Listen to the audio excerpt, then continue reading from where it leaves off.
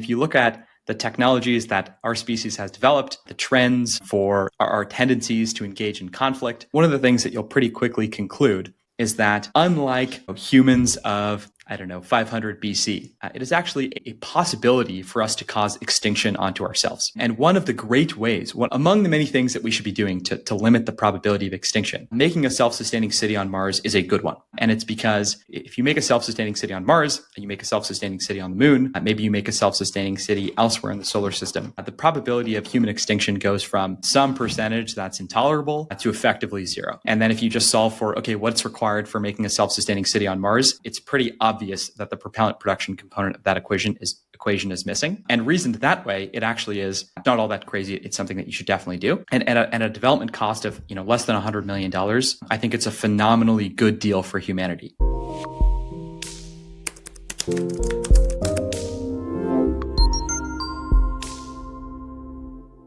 Welcome to Sorcery. I'm your host, Molly O'Shea.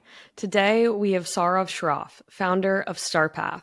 Starpath recently closed on $10.5 million in funding from 8VC, Fusion Fund, Day One Ventures, Hummingbird, and more to build mega-scale propellant production in space, aka become the Aramco of the galaxy. Not bad. This is a very fun conversation that is both technical and futuristic. I hope you enjoy. Hi, Saurav. Thanks for joining us. Hey, thanks for having me. I appreciate it.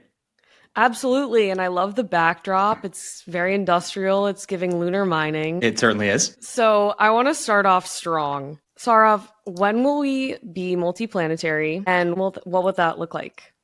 I suppose part of the answer depends on your definition of being multiplanetary.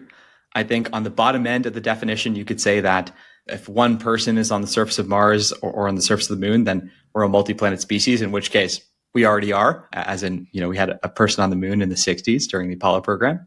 But my definition, the one that I would sort of point to as probably the most honest and accurate, is when you have a self-sustaining city on Mars, or technically a self-sustaining city on any planet in the solar system.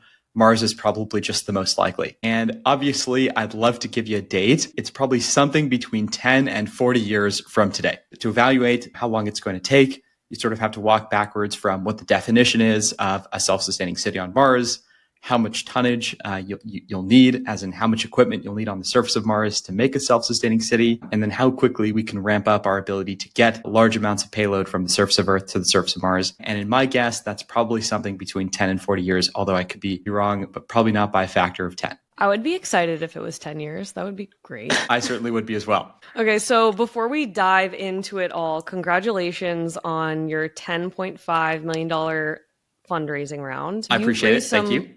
You've raised from some pretty large names like 8VC, Fusion Fund, Day One Ventures, Hummingbird, and more. So to start, could you share more on Starpath's mission to produce mega-scale propellant in space? Absolutely. The Starpath was founded fundamentally to make life multiplanetary. And if you think about what's required to make life multiplanetary, you effectively need sort of two classes of machines.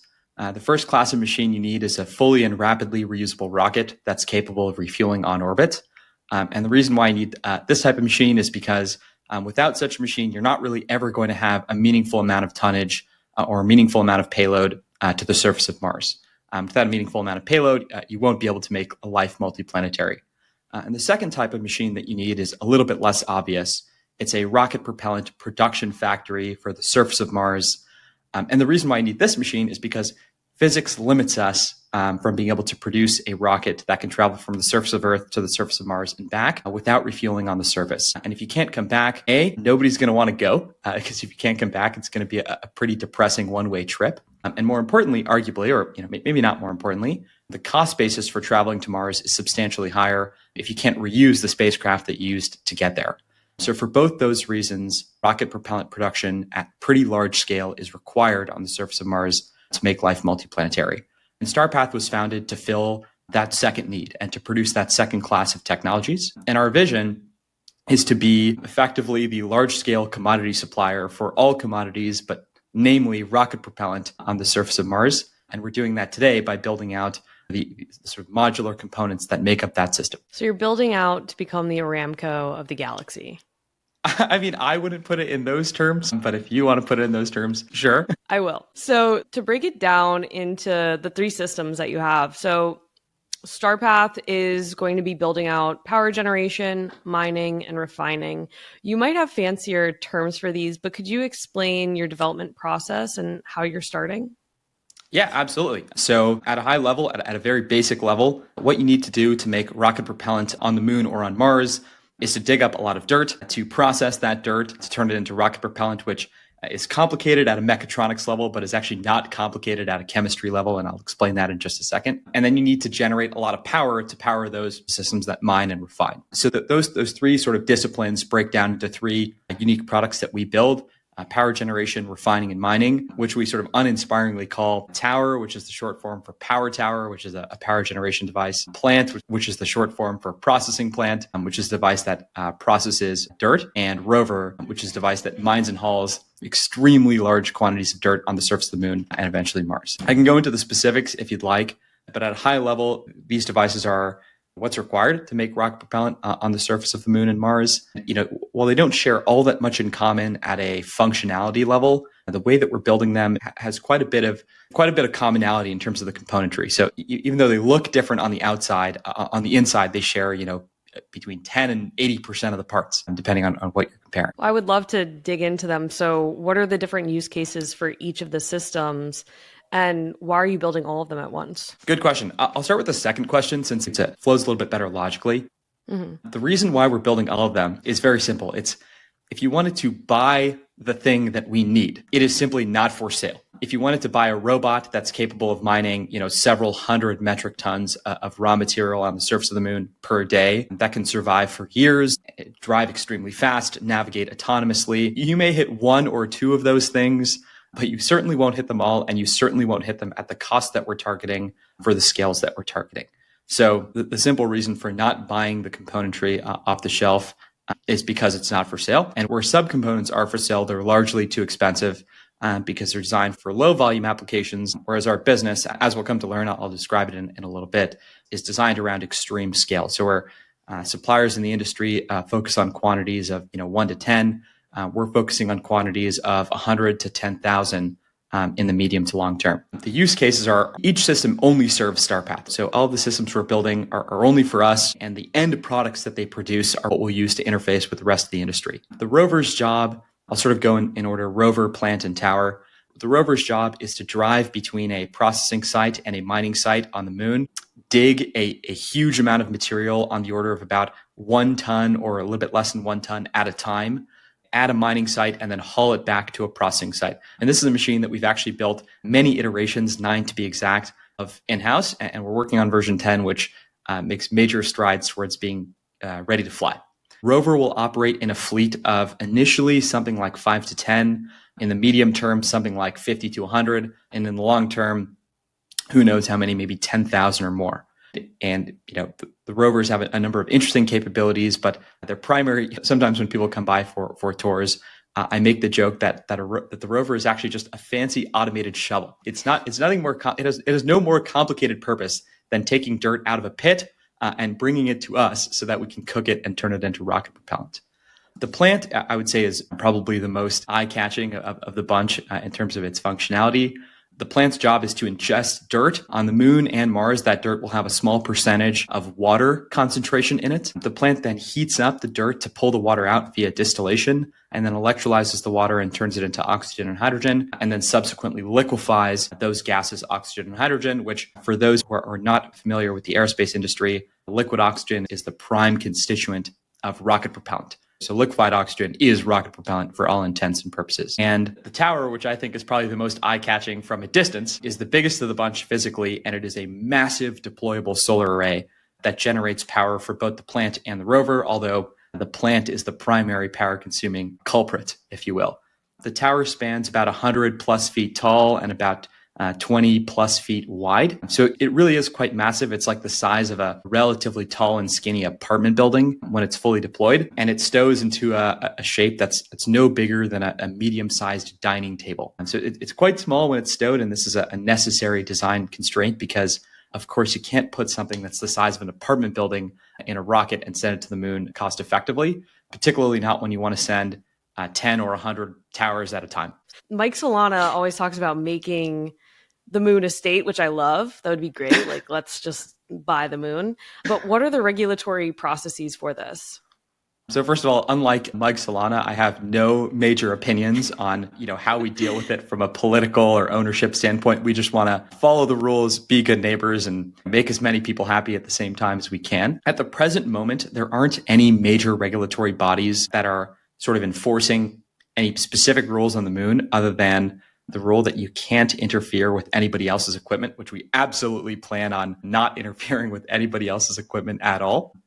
And, as the industry develops, regulation may develop with it, and we plan on following every single rule that applies to us. But I think arguably more importantly, it's important just to consider like how big the moon is and how little stuff there is. Like Starpath could develop at a rate, it could 2x its production every 6 months for quite a while before we get to a point where we're occupying any substantial portion of the available real estate on the moon. And even in the long run case of our business, where we're operating thousands of ships every year to the surface of the moon or Mars, we really don't need a major portion of the available natural resource, nor do we need a major portion of the available geographical would be a wrong term, but the space.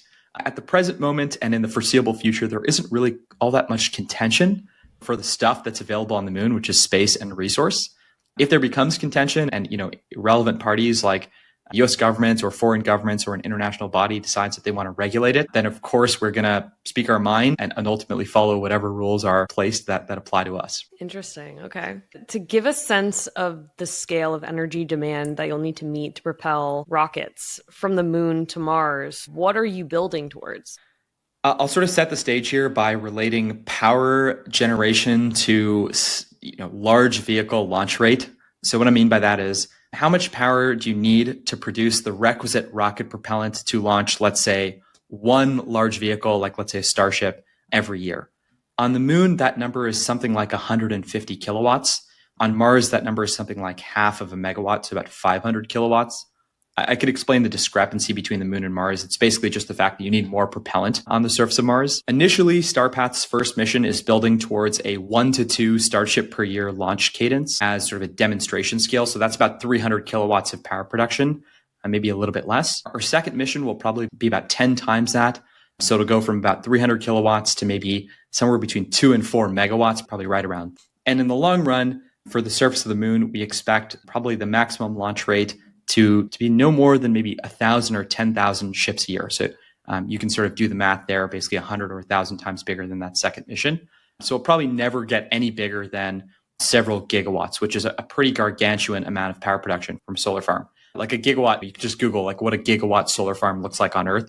Basically, like it's almost as though there are solar panels as far as the horizon. So initially, the scale will be on that sort of 300 kilowatt range for demonstration, and that's our first mission. In the medium term, call it a few years out, we'll grow that scale from several hundred kilowatts to low single-digit megawatts, and then in the tens to hundreds of megawatts, we're happy to scale. It just depends on demand. And then the last thing I'll mention that's a little interesting is that when you go, there's a sort of threshold that's roughly around 50 megawatts, where at 50 megawatts, it actually becomes more cost effective to go nuclear. And, that's sort of taking into account some assumed regulatory burden, some assumed development burden, et cetera, et cetera. But there is a threshold where you want to go nuclear, and we wholly expect to hit that threshold basically as quickly as we can, and then either spin up a nuclear reactor development program in-house or buy a nuclear reactor from one of the many new companies that are building products that fit our use case.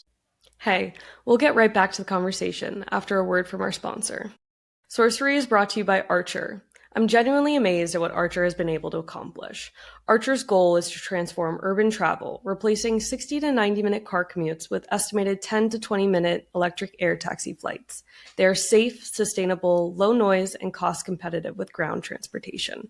Archer's Midnight is a piloted 4-passenger aircraft designed to perform rapid back-to-back flights with minimal charge time between flights. Learn more about how Archer is set to open up a new world of opportunity for passengers by providing safe and efficient access to people, places, and events across the communities they live. Visit archer.com. In terms of the broader market and how you fit in, so SpaceX has been killing it, and they've been crushing records left and right. The latest Starship launch and landing went incredibly in the chopsticks. We love that. And space launch has decreased incredibly. So in terms of the cost that it'll take to build this out, what are you initially intending for that range to be? And how do you think that'll change over time? Phenomenal question. So there's sort of two variables here. The first is the cost of development, and that number probably hovers somewhere between the $30 and $40 million range. And what I'm referencing here is a system that can operate on the surface of the moon, generate that roughly 300 kilowatt figure, and produce 1 to 2 large launch vehicles worth of propellant per year. I'll add one caveat, which is that the development cost does not scale linearly. In fact, it barely scales at all, because the way that we've designed the system is to be completely modular. It's the device that's going to be operating the 300 kilowatt scale system is actually the same set of devices that'll be operating the 3 megawatt scale system, just in a bigger quantity. But to answer your question directly, that the development cost for that initial, for those initial 2 systems will probably be between $30 and $40 million. The second variable is the launch cost. And what I'll say here is sort of legalese, but I do have to say it, which is that we can't speak to the agreements we do or don't have with any companies in the industry related to launch. Our hands are sort of tied. But obviously, launch cost is not 100% in our control. And then the only final comment I'll make with respect to launch cost is that it is in the best interest of the companies that are capable of launching us to the surface of the moon to launch our payload, because the product that we're building enhances the capability and reduces the operating cost and long-run unit economics of their business in a time span of 2 to 10 years. I see. I want to get into more technical questions. Yeah. Okay, so to break things down, let's start with how you're prototyping this out. So what is your strategy for scaling up from initial prototypes to a fleet of 50 operational mining machines? What milestones do you foresee in the scaling process? So I suppose I'll start by saying that the challenge of going from 1 rover to 50 is really a much smaller challenge than the challenge of going from 0 rovers to 1. So effectively what I'm saying here is that the development burden of developing the robot we want to ship that's capable of all the things it needs to be capable of and at the unit economic cost that we want it to be, that burden is some quantity. And then building 49 additional robots on top of that is a comparative, it's not a walk in the park, but it's a comparative walk in the park. So really, we don't foresee many challenges going from, let's say, mission 1 to mission 2.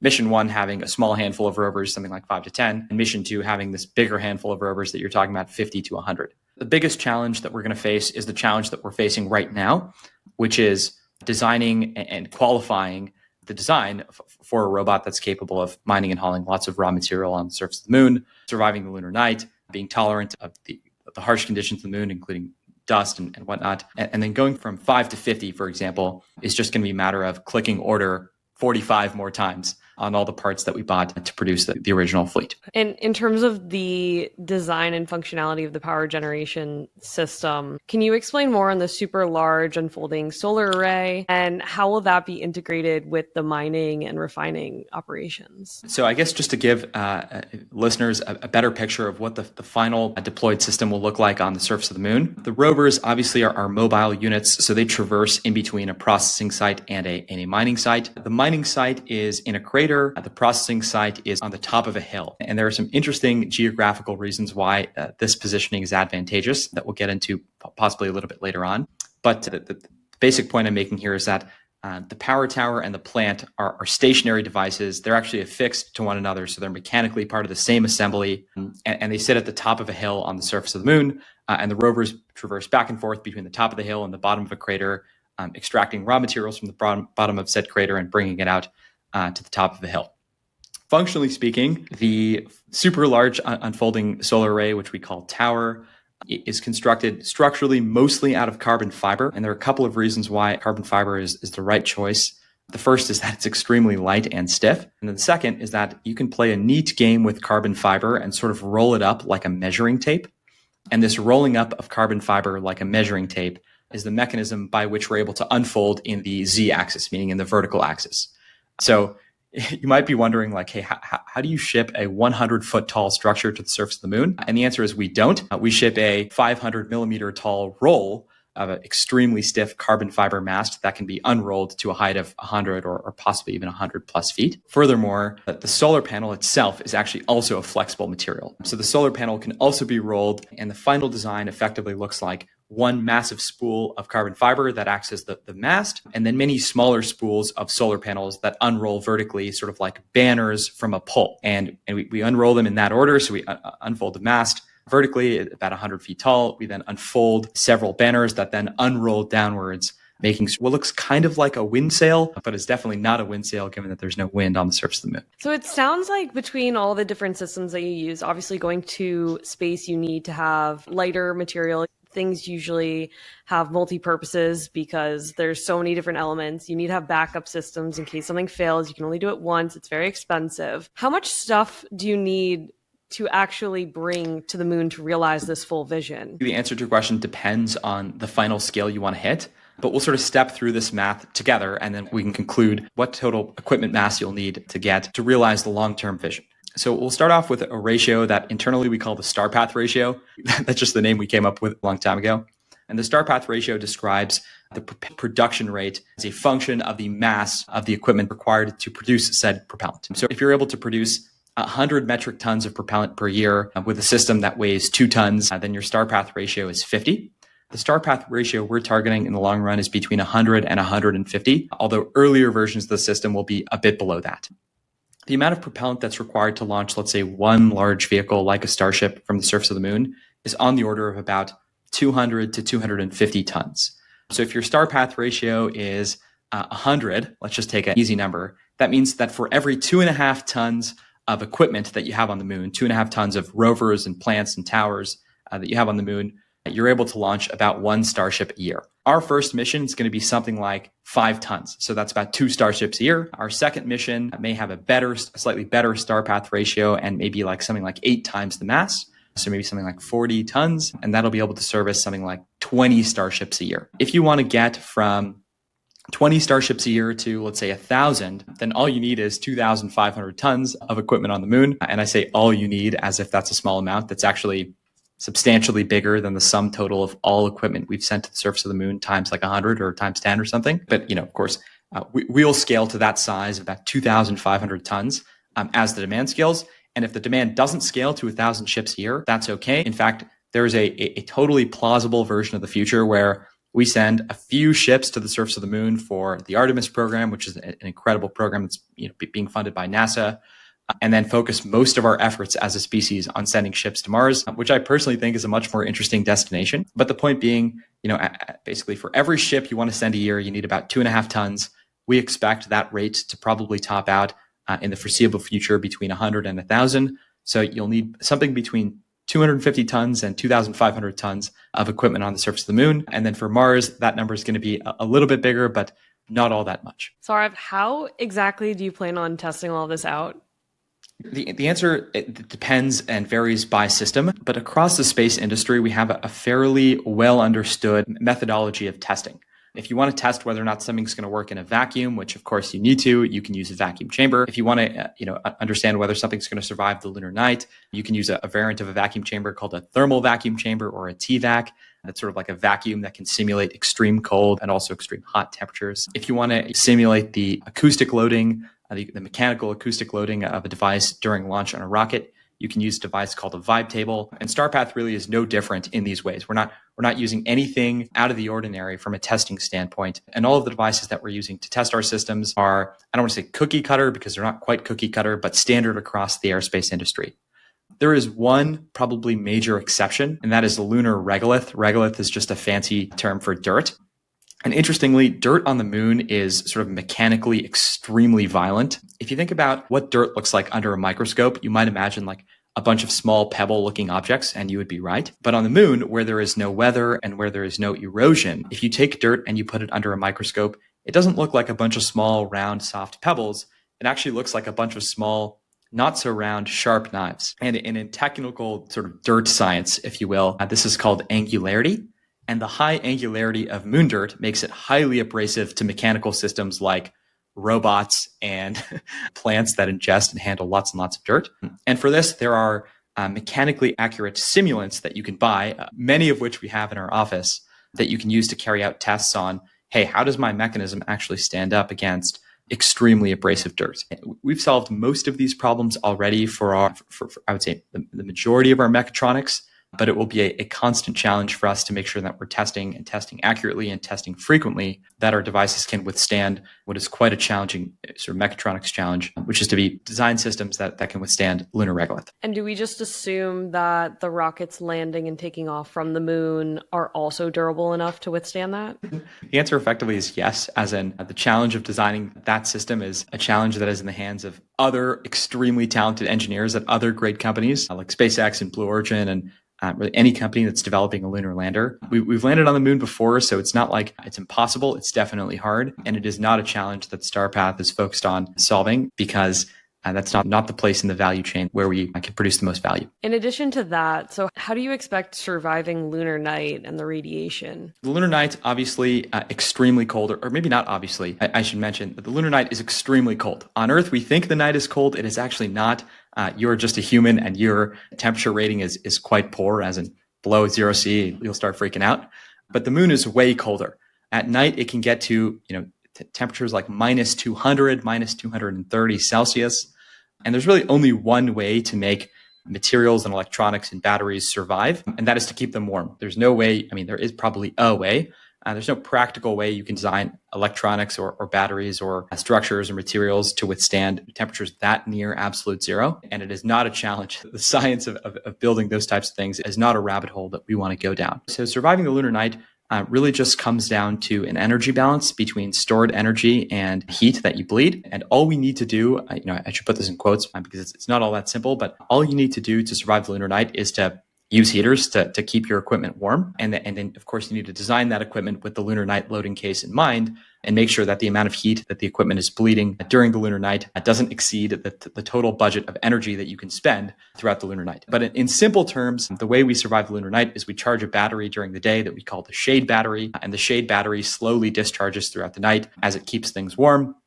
And those things that it's keeping warm have been designed to maximally insulate, basically bleed the minimum amount of heat that they possibly can be designed to. So where are you based now? Where's your factory? And then where are you going to be testing all of this out? Starpath's based out of Hawthorne, which is an industrial city in southwest Los Angeles. It's home to many great companies, including SpaceX and a long list of others. Almost all of the testing we conduct is in-house. Where there's equipment that we don't yet have, in Hawthorne, there are plentiful factories where you can basically borrow different pieces of equipment that are necessary for testing hardware used in space. But in the long run, we'll vertically integrate across the entire stack, including production, manufacturing, and test. Are you intending on growing the facility bigger? At what point do you know you're going to scale out of it? I don't really know. We're currently in about a 10,000 square foot facility, some of which you see behind me, some of which you can't see. It's in front of me. We're growing relatively fast. I suppose when the workbenches hit the back wall, we'll look at getting a new facility. We have our eyes on a couple that we might be interested in, time span of a year or two, but we have enough space for the time being here that we're not interested at the exact moment. So to shift over to the business side of this, how are you going to make money? Starpath's business model is based around selling rocket propellant on the surface of the moon and on the surface of Mars. The pricing model, I can't speak, to the exact pricing model. I can speak to the ethos behind it. And the ethos behind the pricing model is to bring the price point as low as we possibly can and make the decision to say yes to Starpath's product, the easiest yes that our customers have made in a long time. One of the ideologies we often float internally is that we're actually not interested in turning any serious amount of profit as a company until like the 10th or 100th ship returns from the surface of Mars. And what I mean by that is that we're really thinking about the business model in long run economics terms. There are a lot of aerospace companies that will bring products to market and sort of look around at their customers, particularly sometimes when those customers are affiliated with the government, and figure out like, hey, what's the highest price I can possibly charge to this customer? And obviously, we're a profit-seeking enterprise, so we have a similar thought process, but it really differs in one major way, which is that the cheaper we make access to propellant on the moon and Mars, the cheaper we can get full reuse of launch vehicles, and the more likely it is that the end demand grows to the final scale that we want more quickly. So we actually think it's better for our business to price the product, even initially, at really an extremely aggressive price target, simply on the premise that by doing so, we'll decrease the cost to whatever end customer we're serving and increase the demand and make it more easy for companies to develop that can drive demand for launch to the surface of the moon and then eventually launch to the surface of Mars. You've mentioned that you have no competitors.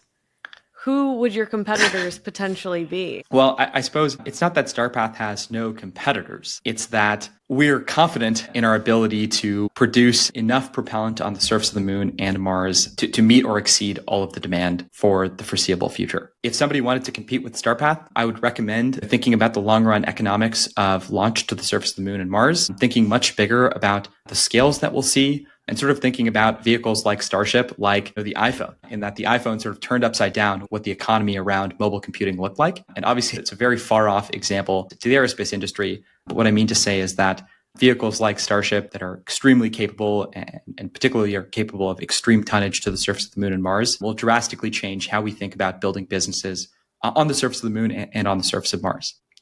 Yeah, I mean, I suppose a really strong competitor to Starpath would be a company that's interested in bringing the price point of propellant on the surface of the moon or Mars down to about $1 per kilogram or $10 per kilogram.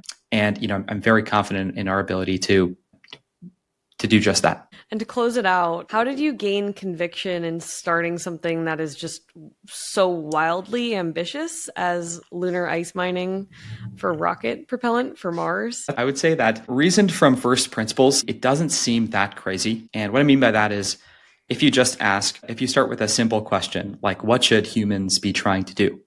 Humans at the very most first principle level should be trying to survive. And if you look at the technologies that our species has developed, the trends for, our tendencies to engage in conflict, one of the things that you'll pretty quickly conclude is that unlike humans of, 500 BC, it is actually a possibility for us to cause extinction onto ourselves. And one of the great ways, one of the many ways, among the many things that we should be doing to limit the probability of extinction, making a self-sustaining city on Mars is a good one. And it's because if you make a self-sustaining city on Mars and you make a self-sustaining city on the moon, maybe you make a self-sustaining city elsewhere in the solar system, the probability of human extinction goes from some percentage that's intolerable to effectively zero. And then if you just solve for, what's required for making a self-sustaining city on Mars, it's pretty obvious that the propellant production component of that equation is missing. And reasoned that way, it actually is, at least in my mind, it's not all that crazy. It's something that you should definitely do. And at a development cost of, less than $100 million,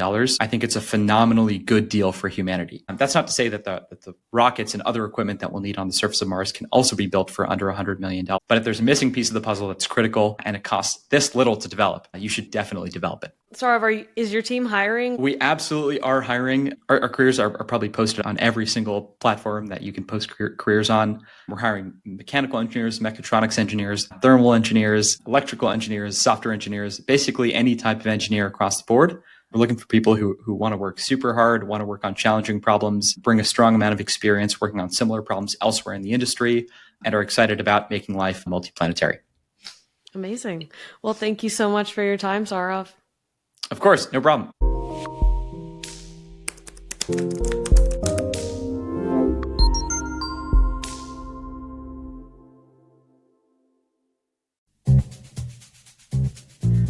Hey everyone, Eric here. At Turpentine, we're building the first media outlet for tech people by tech people. We're the network behind the show you're listening to right now. We have a slate of hit shows across a range of topics and industries, from our AI and investing cluster of podcasts to shows that drive the conversation in tech with the most interesting thinkers, founders, investors, and influencers, like Econ 102 with Noah Smith. We're launching new shows every week, and we're looking for industry-leading sponsors.